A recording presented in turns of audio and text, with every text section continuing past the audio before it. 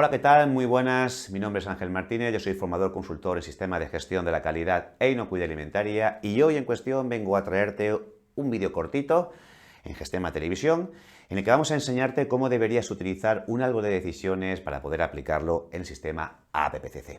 Como siempre hacemos, os recomendamos que suscribáis a nuestro canal de Gestema Televisión, donde vais a encontrar multitud de vídeos de formación gratuitos sobre APPCC, análisis de peligros, food defense, fraude alimentario, PCQI, HRPC y un largo etcétera. Y lo único que va a ocurrir cuando te suscribas es que cuando publiquemos un nuevo vídeo te va a llegar un email informándote de ello. ¿Que te interesa verlo? Genial. ¿Que no? Pues borras el vídeo y ya está. Eso va a ser lo único que va a ocurrir si te suscribes, ¿vale?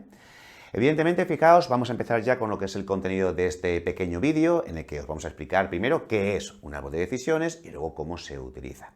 En cuanto a qué es un árbol de decisiones, pues no es más que una herramienta lógica, racional, objetiva, que nos va a permitir obtener, evidentemente, esos potenciales puntos de control crítico o puntos de control presentes en nuestra empresa, en nuestro proceso productivo para ciertos productos específicos que fabricamos y comercializamos. Fijaos, el árbol de decisiones que tradicionalmente utilizamos en la industria, al menos el que yo más conozco, el que más detecto en la documentación de las fábricas de alimentación, es el que está basado en el Codex. Es como el modelo de referencia, el que todo el mundo utiliza y el que todo el mundo conoce, pero que sepáis, título informativo, que existen alternativas al árbol de decisiones del Codex, ¿vale? Hay dos alternativas que las tenéis en lo que es la transparencia, para que si queréis echar un vistazo, ver cómo son, pues también podéis utilizarlas. Recordad que lo que nos dice el Codex es que tenemos que utilizar una herramienta lógica y racional para poder identificar puntos de control crítico o puntos de control. Con lo cual es una forma también diferente, si así queréis también utilizarla, para vuestra fábrica. Dicho esto, ¿cómo se utilizan los árboles de decisión? Y en este caso os voy a explicar el del Codex, como es lógico, que es el que todo el mundo utiliza. Realmente un árbol de decisiones como el del Codex pues consta, como veis, de una serie de preguntas, son 4 preguntas, que en base a la respuesta va haciendo un recorrido por este diagrama o árbol de decisiones en el cual pues vamos a permitirnos detectar tanto los puntos de control crítico como también, por ejemplo, puntos de control. En alguna ocasión llegaremos a un punto en el que igual ni siquiera detectamos punto de control crítico o punto de control, como ocurre aquí arriba, ¿vale? Donde no hay una medida de control, no puede haber un punto de control ni un punto de control crítico. En cambio, cuando la primera pregunta sea respondida con un sí, y ahora os pongo enseguida las preguntitas, veréis como al final de ahí, como existe siempre una medida de control, en función de esa respuesta a la pregunta 1, o bien tiene que ser un PCC o tiene que ser un PC. También puede ser llamado el PC prerequisito operativo, todo depende del sistema de gestión que estéis utilizando. ¿Y cuál es la primera pregunta? Nos dice: ¿existen medidas preventivas del control del peligro significativo que tenemos que eliminar, controlar o reducir en esta etapa en concreto? Si la respuesta es que no, no existen medidas de control, entonces estaríamos en esta línea que veis aquí arriba.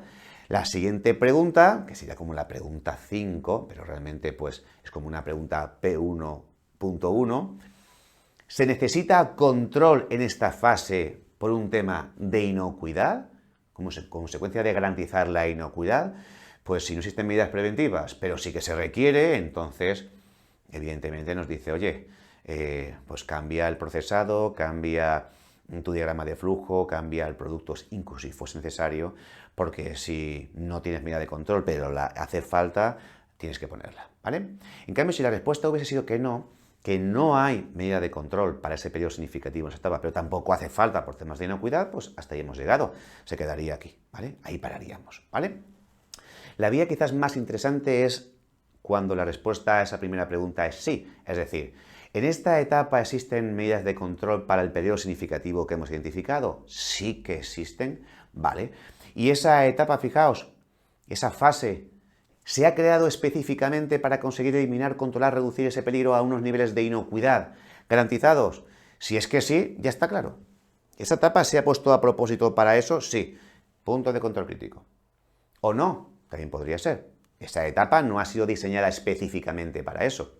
Se ha creado para transformar el producto. Vale, perfecto. Pues sigamos esta vía entonces. Vamos a por la pregunta 3. ¿Podría producirse una contaminación del periodo significativo en esta etapa hasta unos niveles que puedan ser peligrosos para la inocuidad del consumidor?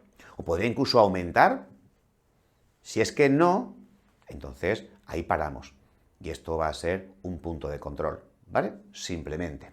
Pero en cambio, si la respuesta es sí, es decir, que en esta etapa sí que podría haber una contaminación con un peligro significativo, podría aumentar incluso esa contaminación, pues entonces si la respuesta es que sí, nos dicen, oye, vale, ¿y habrá más tarde alguna etapa en la que se consiga eliminar este peligro significativo que en esta etapa has identificado, que evidentemente ya tienes medidas preventivas de control? Y no está destinada, evidentemente, para eliminar este peligro, pero aquí sí que puede haber contaminación y puede haber aumento de ese peligro. ¿Va a haber más tarde una etapa diferente que permita eliminarlo hasta niveles de inocuidad? Si es que sí, punto de control. Si es que no, entonces ya estas medidas preventivas de esta etapa tienen que aplicarse aquí, entonces sí que sería, evidentemente, un punto de control crítico. ¿Vale? ¿Se entiende? ¿Cómo registramos estas preguntas y respuestas? Pues aquí os presento un pequeño formulario muy sencillito en el que podéis hacerlo, tan sencillo como poner la etapa en la cual se están haciendo estas 5 preguntas, indicando el peligro significativo para el cual se está cuestionando y la causa por la que es significativo. Pues tenemos la P1, que es la columna de las preguntas 1, P2, pregunta 3, 4, ¿vale?